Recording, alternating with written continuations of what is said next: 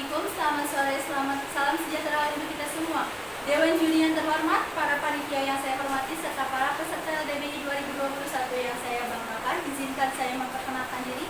Nama saya Dewi Azhar Tarhali dari kelas 10 IPA 3, berdiri sebagai salah satu perwakilan dari SMA Negeri 1 Ciwidey, sebagai pembicara pertama tim oposisi dengan mosi pejabat.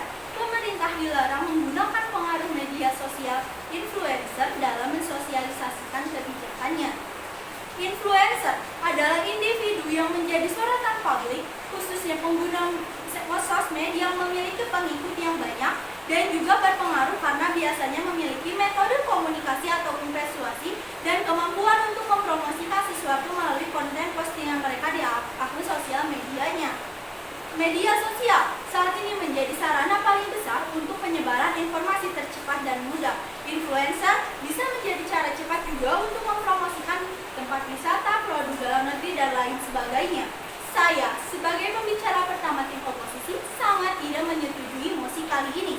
Mengapa saya tidak menyetujui mosi ini? Karena ada beberapa alasan dan tujuan. Alasan saya tidak menyetujui mosi ini adalah pertama, mosi ini sebenarnya berpeluang besar membantu mempromosikan banyak keunggulan yang ada di Indonesia.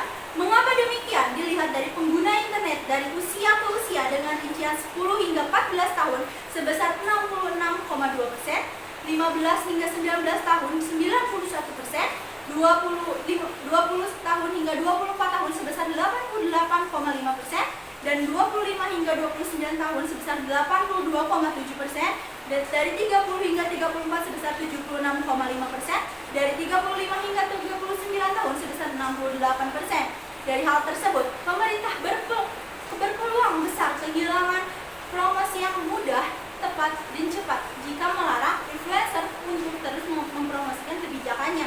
Kemudian, mosi ini berperan besar dalam membantu mengekspos hal-hal yang ada di Indonesia. Mungkin melalui kebijakan dinilai tidak tepat, tidak benar, dan lain sebagainya. Padahal influencer sangat berpengaruh di Indonesia. Mengapa demikian? Tingginya pengaruh mentionisasi ini dimanfaatkan oleh para penyedia jasa lainnya. Menggunakan microcelebrity, mereka menggunakan untuk mempromosikan dagangannya. Kemudian pemerintah juga bisa sama umumnya untuk mempromosikan kebijakannya karena pengaruh influencer di Indonesia sangat besar. Para influencer memiliki kemampuan untuk membangun komunitas untuk mempromosikan suatu produk dengan fungsi promosi yang mereka miliki atau yang sering disebut dengan word of mouth atau WOM. Pemerintah juga bisa mempromosikan kebijakannya karena dengan begitu influencer akan mudah mengedukasi masyarakat bahwa kebijakan yang diberikan pemerintah ini memang benar. Kemudian tujuan saya tidak menyetujui mosi ini adalah influencer jauh lebih efisien dalam mempromosikan dibandingkan pejabat negara. Mengapa mosi ini penting untuk diperdebatkan? Karena mosi ini jika dibatalkan pemerintah kehilangan peluang besar dalam mempromosikan Indonesia ke muka dunia. Kebijakan juga akan lebih mudah diberitahukan kepada publik jika influencer dilibatkan.